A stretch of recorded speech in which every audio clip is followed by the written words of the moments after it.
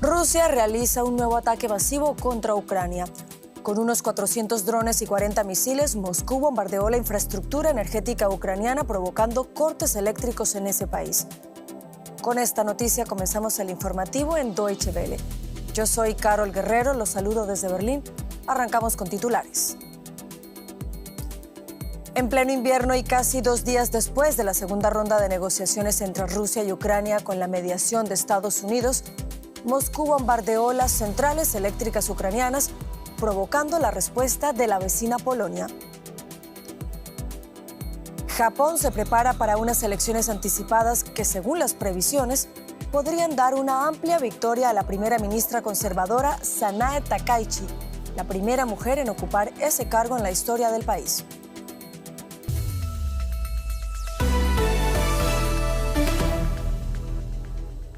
Rusia ha lanzado un importante ataque contra instalaciones energéticas ucranianas. Esto a pesar de que a principios de esta semana se habló de una prometedora ronda de conversaciones de paz entre las partes en conflicto. Kiev afirma que los ataques nocturnos con drones y misiles se dirigieron principalmente contra instalaciones de generación y distribución de electricidad en todo el país. Residentes de la capital buscaron refugio en estaciones de metro durante una larga y fría noche. Los bombardeos rusos activaron una respuesta preventiva de la aviación militar en la vecina Polonia, según el ejército polaco. De acuerdo con registros del portal Flight Radar, a la operación se sumaron cazas alemanes. Ampliamos ahora informaciones con el periodista Ricardo Marquina, a quien saludamos a esta hora en Tallinn, capital de Estonia. Ricardo, buenas noches. Este ataque ruso a infraestructuras ucranianas activó defensas en Polonia. ¿Estamos ante un riesgo real de escalada del conflicto hacia territorio de la OTAN? Buenas noches desde el Báltico. Bueno, no es la primera vez. Ha habido momentos en los que drones derribados han caído en Polonia, pero sí que estamos viendo que hay cada vez una mayor reacción de los países de la OTAN, reacciones preventivas. Este es un riesgo que estaba presente desde el mismo comienzo de la guerra, ya que los ataques en la frontera de Ucrania con Polonia y de Ucrania con Rumanía han sido constantes durante toda la guerra, y eso pues nos pone a todos los países de la OTAN en un riesgo evidente. Hay que decir que Moscú conoce sus límites, sabe que juega con fuego y que no podría permitirse una guerra abierta con la OTAN, ni siquiera una guerra abierta con uno de estos dos países, con Polonia o con Rumanía, que a día de hoy tienen ejércitos bastante poderosos. Rusia apenas puede avanzar unos metros mensuales en Ucrania como para arriesgarse a una guerra total con la OTAN. Ricardo, tras el fracaso de las conversaciones en Abu Dhabi y el aumento de los ataques rusos, ¿qué tan realista es pensar en el fin de la guerra antes de junio, que es el plazo que le dio el presidente Donald Trump a ambas partes para lograr un cese al fuego? Bueno, los plazos de Donald Trump han sido hasta ahora todos papel mojado. Recordemos que eso que dice cada poco, 2 semanas. Esas 2 semanas pasan, los plazos caen y no pasa absolutamente nada. Con lo cual, que Trump diga que quiere acabar antes de verano, pues ahora mismo, sobre todo por la que nos muestra la experiencia, no significa nada. Es verdad que las negociaciones están avanzando, es verdad que vemos mucha más seriedad en estos encuentros, pero por otra parte también vimos que el campo de batalla tiene sus propias dinámicas, y que Rusia está muy cómoda porque avanza a un precio muy alto, pero está avanzando en Ucrania, y a Moscú le convendría también tanto firmar la paz como seguir avanzando. Hay muchas papeletas para que la guerra dure todo el año 2026.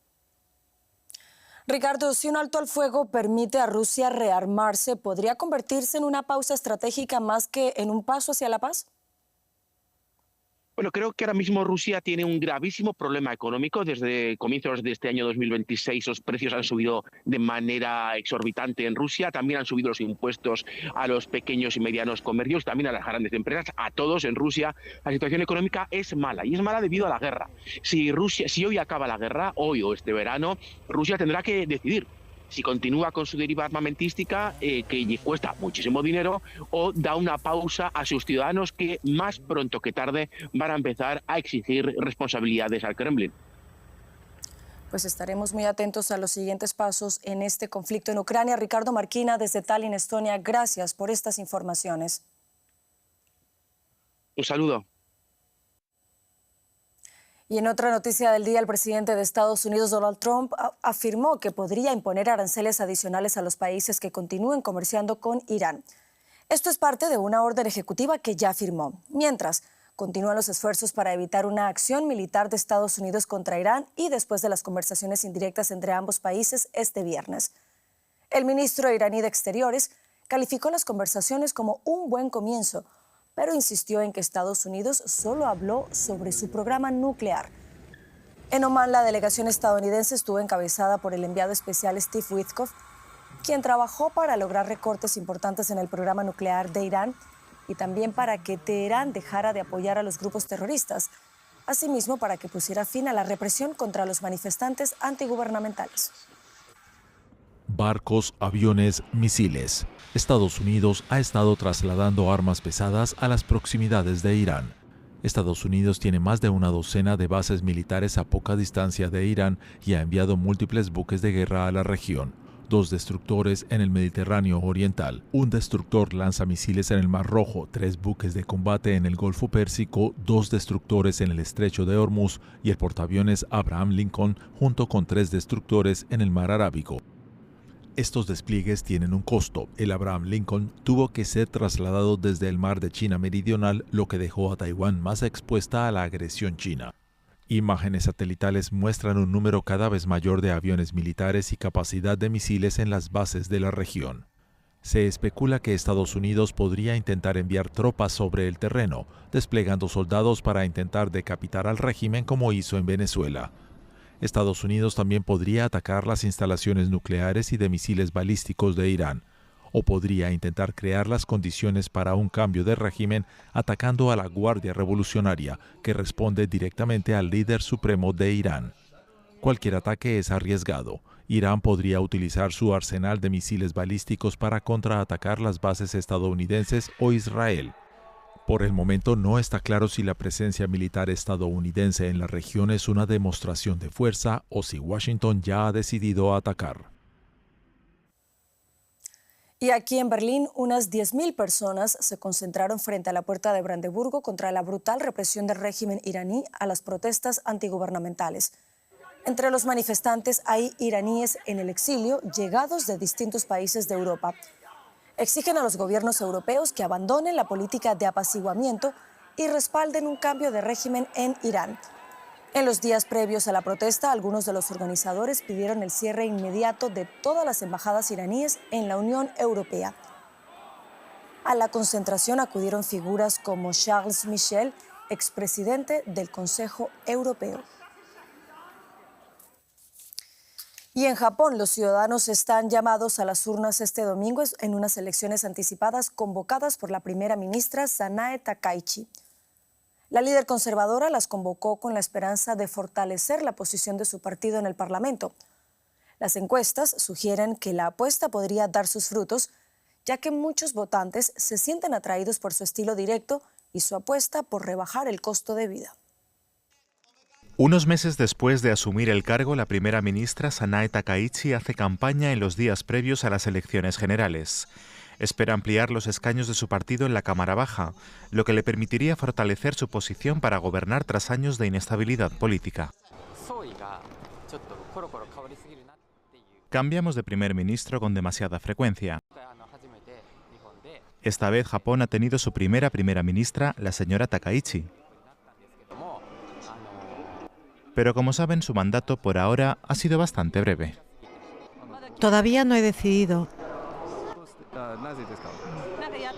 Da la sensación de que los políticos acaban de empezar la campaña y aún no he escuchado lo que tienen que decir.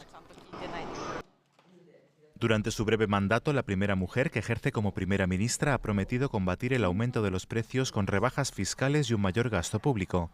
En lo internacional ha causado sensación al estrechar la cooperación con Estados Unidos y Corea del Sur, al tiempo que ha adoptado una postura firme con la vecina China. La situación internacional es cada vez más compleja.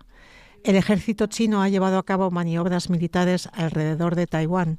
También se observa cómo China utiliza la presión económica para obligar a otros países a someterse a sus exigencias, controlando las materias primas de las cadenas de suministro de las que depende el mundo para fines, sobre todo, civiles. Su tono más duro y nacionalista cala entre algunos votantes y Takaichi está obteniendo buenos resultados en las encuestas. Tras años de inestabilidad, muchos valoran su estilo directo y su énfasis en la seguridad nacional. Pero se enfrenta a un importante desafío. El principal partido de la oposición y un antiguo socio de coalición han unido fuerzas para devolver la política japonesa al centro.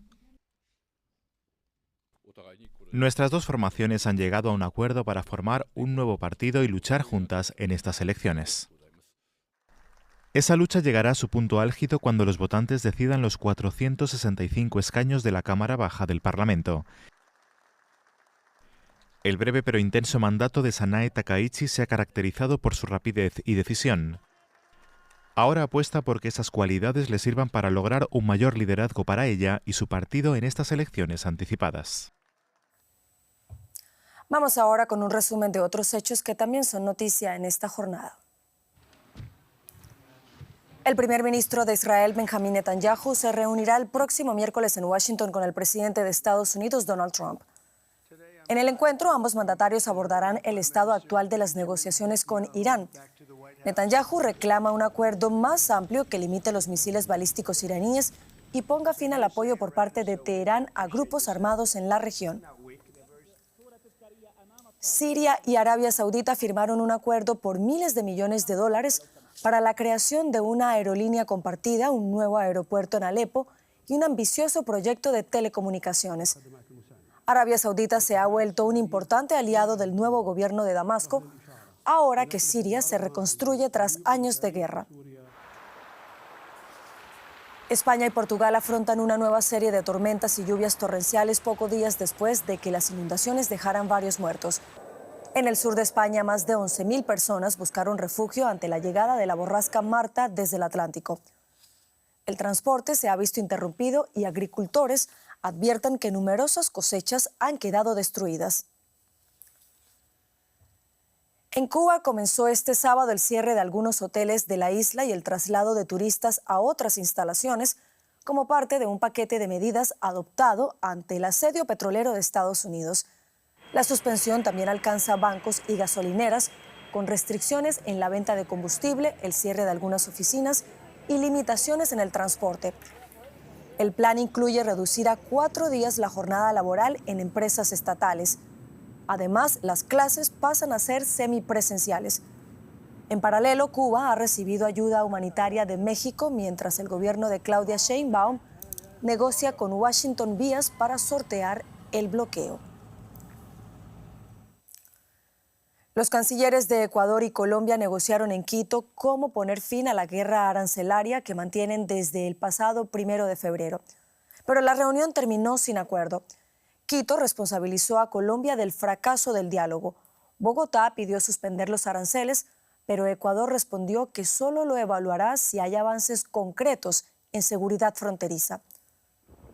Quito sostiene que el origen del conflicto es la falta de control colombiano contra el narcotráfico y el crimen organizado en la frontera común, una denuncia del presidente ecuatoriano Daniel Noboa.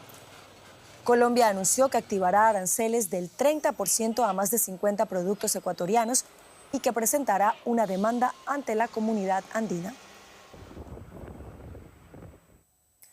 Y en Milán, sede de los Juegos Olímpicos de Invierno, una protesta derivó en choques entre la policía y manifestantes. Los participantes denunciaban la tala de árboles para construir las pistas de esquí, así como la presencia de miembros de ICE, acompañando a la delegación de Estados Unidos. La marcha fue convocada por una red de organizaciones estudiantiles y congregó a unas 5.000 personas. La tensión estalló cuando algunos de los asistentes intentaron romper el cordón policial, abriéndoles el paso a las zonas olímpicas de Milán. Algunos de ellos lanzaron piedras y fuegos artificiales a los agentes antidisturbios, que respondieron con cañones de agua y gases lacrimógenos. Esto ocurre mientras la red ferroviaria en el norte de Italia se ve afectada por cortes de cables en Bolonia, lo que ha causado retrasos en los enlaces de alta velocidad con ciudades como Milán, Turín o Venecia. Y con esto llegamos al final del informativo. Continúen conectados a Deutsche Welle. Los espero en menos de 1 hora con más noticias.